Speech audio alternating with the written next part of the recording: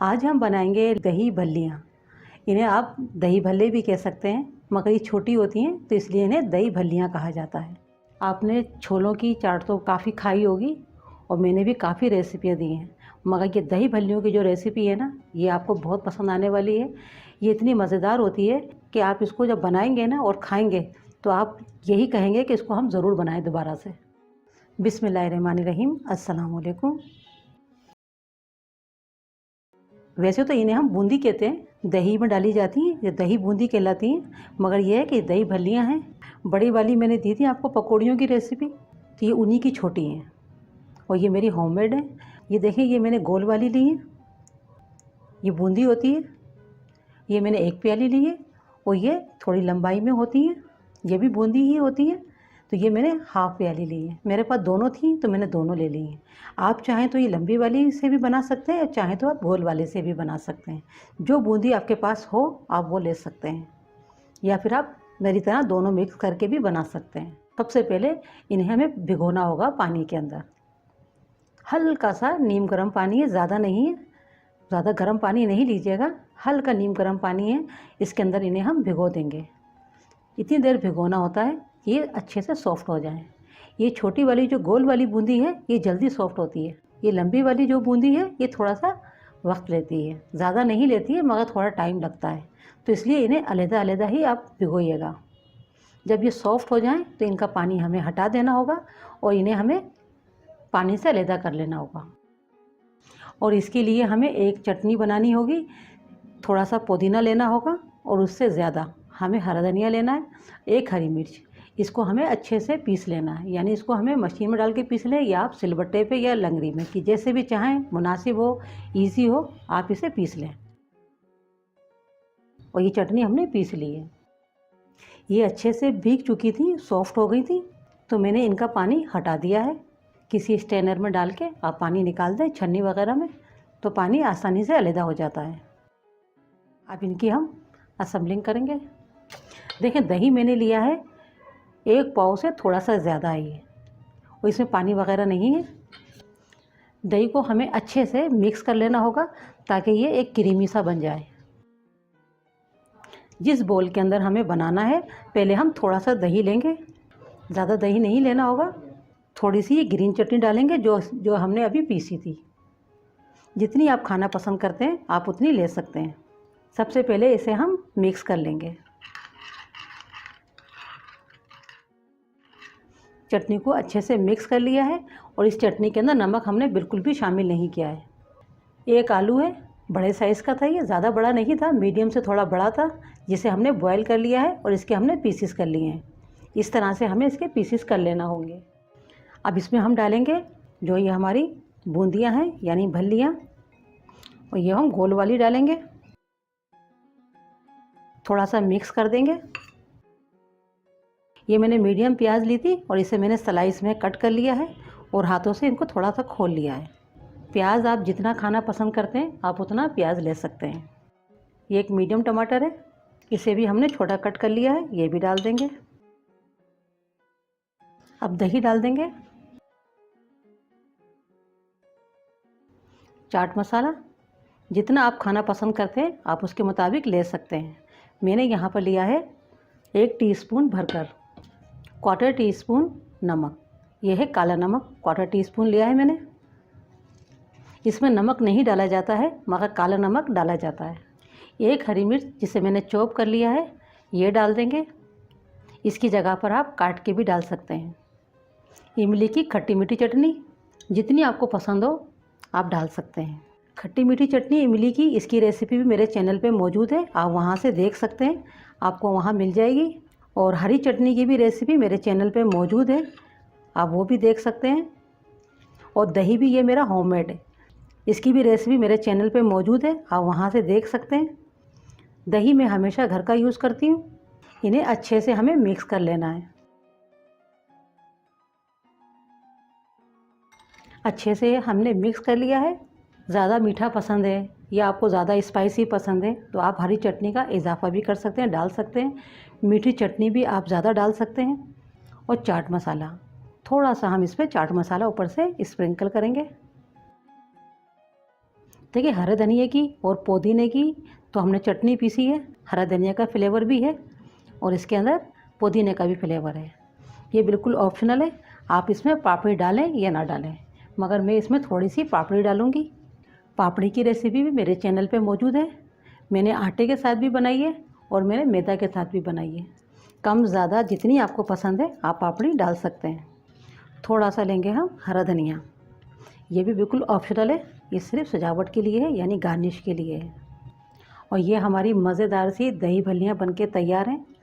आप इन्हें स्पाइसी भी बना सकते हैं, मगर वैसे ये नमक के बगैर बनाई जाती हैं। मगर हमने मीठी चटनी जो ली है उसके अंदर भी नमक होता है, तो उसमें हम काला नमक डालते हैं। और जो हमारा चाट मसाला है उसके अंदर भी नमक होता है, तो हल्का सा नमक इसको बैलेंस कर देता है। ये इसी तरह से बनाई जाती है। आपने छोलों की चाट तो काफ़ी खाई होगी और मैंने भी काफ़ी रेसिपियाँ दी हैं, मगर ये दही भल्लियों की जो रेसिपी है ना, ये आपको बहुत पसंद आने वाली है। आज मैं आपको परफेक्ट दही बूंदी की रेसिपी दूंगी, जिसे आप घर के अंदर बहुत आसानी से बना सकते हैं। बहुत ही अच्छी और बहुत ही क्रिस्पी बनती है और घर में बनाना इनको बहुत आसान है। चलें बूंदी बनाना शुरू करते हैं। इसके लिए हमें क्या क्या लेना होगा वो मैं आपको बताती हूँ। सबसे पहले लेंगे 1 कप बेसन। बेसन को अच्छे से छान लेना है, गुठलियाँ नहीं पड़ती हैं तो छान ज़रूर लें। और इसी के साथ लेंगे ½ टी स्पून हल्दी। क्या होता है कि मार्केट वाले कलर यूज़ करते हैं, तो हम कलर यूज़ नहीं कर रहे हैं, तो हम यहाँ लेंगे हल्दी। हल्दी से अच्छा कलर आता है। और 1/4 टीस्पून लेंगे अजवाइन। अगर आप अजवाइन नहीं डालना चाहें तो आप स्किप भी कर सकते हैं, इसके बगैर भी अच्छी बनती हैं। और ½ टी स्पून लेंगे नमक। नमक आप अपने मुताबिक डालिएगा। अच्छे से इनको हम मिक्स कर लेंगे। देखिए जिस कप के अंदर मैंने बेसन लिया था उसी कप से मैंने अभी लिया है ½ कप पानी। थोड़ा थोड़ा करके पानी डालेंगे। देखिए ½ कप मैंने पानी लिया था पहले, फिर इसके बाद में मैंने 2 टेबल स्पून पानी मज़ीद लिया है, क्योंकि इसका थोड़ा सा थिक बैटर होता है। देखिए मुझे थोड़ा सा ये अभी टाइट लग रहा है, थोड़ा सा यानी कि 1 टेबल स्पून पानी हम मज़ीद लेंगे। देखिए बेसन के ऊपर डिपेंड करता है, कुछ बेसन ऐसे होते हैं जो पानी ज़्यादा लेते हैं, कुछ बेसन ऐसे होते हैं जिसमें कम पानी की ज़रूरत पड़ती है, तो आप अपने मुताबिक देख लीजिएगा। मैंने आपको बता दिया है कि मैंने इसमें सिर्फ लिया है ½ कप पानी और 3 टेबल स्पून पानी अभी तक। और हमें एक ही डायरेक्शन के अंदर इसे अभी मज़ीद 2 से 3 मिनट इसी तरह से इसको हमें फेंटना होगा। 3 मिनट करीब हमने अच्छे से फेंट लिया है। अब इसी वक्त डाल देंगे हम 2 चुटकी खाने वाला सोडा यानी बेकिंग सोडा। और बेकिंग सोडा डाल के भी अच्छे से हम इसे 1 मिनट करीब इसी तरह से और मज़ीद मिक्स कर लेंगे। देखिए 1 मिनट करीब हमने इसको मज़ीद फेंट लिया है और देखिए ये इस तरह से होना चाहिए, ना ज़्यादा पतला बैटर होना चाहिए, ना ही ज़्यादा टाइट होना चाहिए। अगर आप ज़्यादा टाइट कर देंगे तो उससे क्या होता है कि आपकी जब बूंदी बनाएंगे ना तो वो बहुत टाइट बनेंगी। अच्छे से इसको हमने फेंट लिया है। अब इसे कवर करके हम रख देंगे 5 से 7 मिनट के लिए, ताकि जो हमने इसमें सोडा डाला है वो भी अच्छे से एक्टिव हो जाए। देखिए बैटर को हमने 5 से 7 मिनट का रेस्ट दे दिया है। अब इसी वक्त डाल देंगे हम 1 खाने का चम्मच डाल देना है नीम गर्म ऑयल। ज़्यादा तेज़ गर्म ऑयल नहीं डालना है, थोड़ा सा गर्म होना चाहिए, नीम गर्म से थोड़ा ज़्यादा गर्म हो। तेल को डाल के भी अच्छे से हम मिक्स कर देंगे। अच्छे से मिक्स कर दिया है। अब हम बूंदी बनाना शुरू करते हैं। सबसे पहले ऑयल को देखें, हम चेक करेंगे कि ऑयल हमारा कितना गर्म है। एक थोड़ा सा हम बैटर डालेंगे, इसके अंदर थोड़ा सा आप बैटर डाल के चेक कर लें। देखिए फ़ौरन से अगर ऊपर आ जाता है तो इसका मतलब है आपका तेल परफेक्ट गर्म है। अब इसी वक्त हम बूंदियाँ बनाना शुरू कर देंगे। देखिए मैंने ये इस तरह का चम्मच लिया है, ये हर घर में ही चम्मच होता है। अगर चम्मच का होल छोटे हैं तो छोटी बूंदी बनेगी, अगर होल बड़े हैं तो बड़ी बूंदी बनेगी। बस आप ये देख लें जो आपके पास है मौजूद, आप उसके साथ बना सकते हैं। इस तरह से हमें भरकर बैटर लेना होगा और चम्मच पे डालते जाएंगे और प्रेस करते जाएंगे। इससे हमारी बूंदियाँ नीचे गिरती जाएंगी। आप चाहें तो बड़ा चम्मच ले लें, छोटा चम्मच ले लें, बस इतना आपने लेना है कि एक दफ़ा के अंदर सिर्फ इतनी बूंदी गिरना चाहिए कि आपके जो भी आपका कढ़ाई की कैपेसिटी है उसके अंदर आ जाए। हद से ज़्यादा नहीं डालना होगा। हद से ज़्यादा अगर बूंदी डालते हैं तो सब जुड़ जाएंगी आपस में। और थोड़ा सा आप देख लें, एक जगह अगर ज़्यादा हो गई हैं तो दूसरी तरफ डालना शुरू कर दें, क्योंकि दूसरी तरफ की सिक चुकी होती थोड़ी सी, तो फिर वो एक दूसरे के साथ चिपकती नहीं है।